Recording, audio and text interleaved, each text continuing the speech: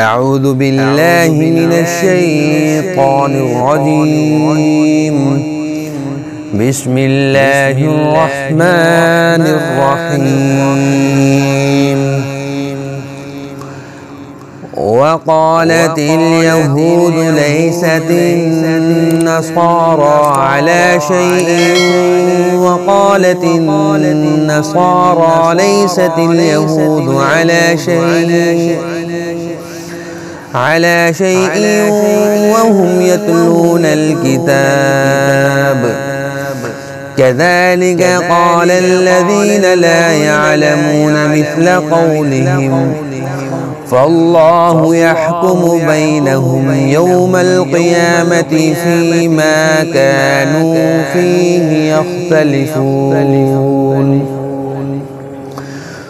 ومن أظلم ممن منع مساجد الله أن يذكر فيها اسمه وسعى في خرابها.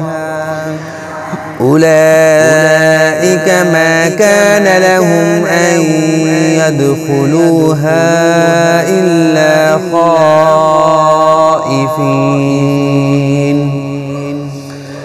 لهم في الدنيا خزي ولهم في الآخرة عذاب عظيم.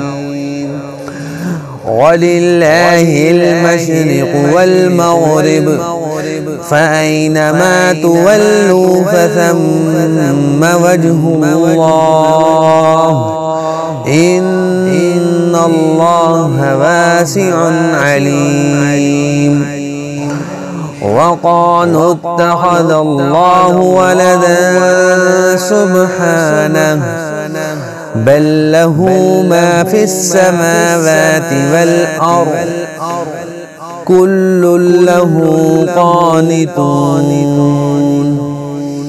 بديع السماوات والأرض، وإذا قضى أمرا فإنما يقول له كن فيكون.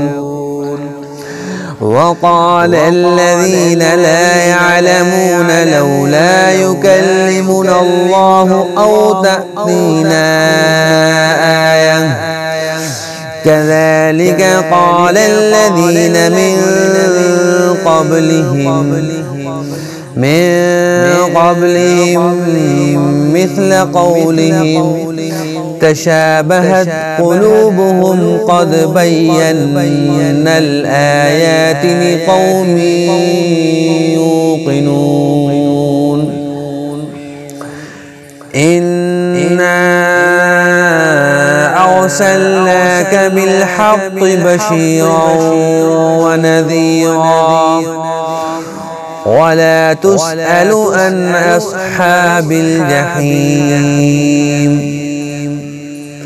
ولا ترضى عنك اليهود ولا النصارى حتى تتبع ملتهم، قل إن هدى الله هو الهدى، ولئن اتبعت أهواءهم بعد الذي جاءك من العلم ما لك من الله من ولي ولا نصير. الذين آتيناهم الكتاب يتلونه حق تلاوته، أولئك يؤمنون به، ومن يكفر به فأولئك هم الخاسرون.